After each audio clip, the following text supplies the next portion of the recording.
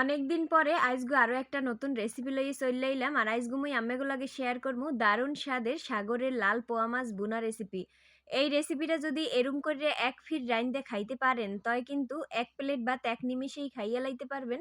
মুই কিন্তু ভাবতেই পারি নাই এই মাছ এত ভালো লাগবে। মুই কিন্তু এর আগে এই মাছ কোনোদিন খাই নাই, আইজগুই প্রথম খাইলাম। তাই মোর দ্বারা কিন্তু অনেক ভাল লাগছে, সেইখানে মুই রেসিপিটা শেয়ার করতে আইয়ে পড়লাম আম্মেগুলাগে। তাই প্রথমেই মুই ভালো করে মাছগুলা ধুইয়ে এর মধ্যে হলুদের গুঁড়ি, মরিচের গুঁড়ি আর লবণ দিয়ে মাইখ্যা লইছি। এইবার চুলায় একটা কড়াই বহাইয়ে এর মধ্যে তেল দিয়ে এরপর মাছগুলা সব দিয়ে দিছি। এখন প্রথম এক পাশ ভালো করে ভাইজে লমু। এক পাশ ভাজা হইয়ে গেলে এইবার এখন উল্টেই দিমু। মাছগুলা কিন্তু ভালো করে দেখকে উল্টাইতে হইবে, আর নাইলে কিন্তু ভাইঙ্গে যাইতে পারে। তাই এক পাশ উল্টাইন্যা হইয়ে গেলে এইবার এখন আরেক পাশ ভালো করে ভাইজে লমু। আরেক পাশ ভাজা হইয়ে গেলে এখন এরম করে নামাই লমু। এরপর কড়াইতে তেল দিয়ে এখন দিয়ে দিমু পেঁয়াজ। এরপর দিয়ে দিমু কাঁচামরিচ ফালি। এখন পেঁয়াজ আর কাঁচামরিচ একলগে এরম করে লাইটে সাইডে ভাইজে লমু ২ মিনিট প্রথম। তো ২ মিনিট ভাজা হয়ে গেলে এখন এর মধ্যে দিয়ে দিমু ১ চামচ রসুন বাটা। দিয়ে এবার এরম করে লাইটে সাইডে আবার ৫ মিনিট ভাজা হয়ে গেলে এখন এর মধ্যে একটু পানি দিয়ে দিমু। এই তো পানি দিয়ে দিলাম। এখন আবার একটু লাইটে সাইডে এখন দিয়ে দিমু ২ চামচ হলুদের গুঁড়া।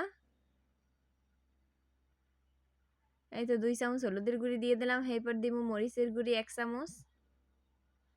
আপনারা জালটা যে যার মতো দিয়ে লইবেন, সবকিছু আপনাকে পরিমাণ মতো দিয়ে লইবেন, পরিমাণ অনুযায়ী। এরপর লবণ দিয়ে দিমু, স্বাদ মতো লবণ। এখন এরম করে লাইটের সাইডে আবার ৫ মিনিট জাল করে লমু। ৫ মিনিট জাল করা হয়ে গেলে এখন আবার পরিমাণ মতো পানি দিয়ে দিমু।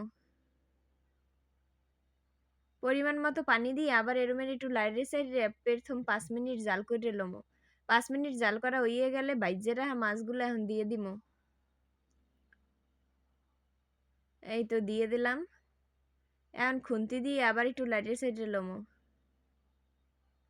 এরম লাইটের সাইডে এখন আবার ১০ মিনিট জাল করে লমু।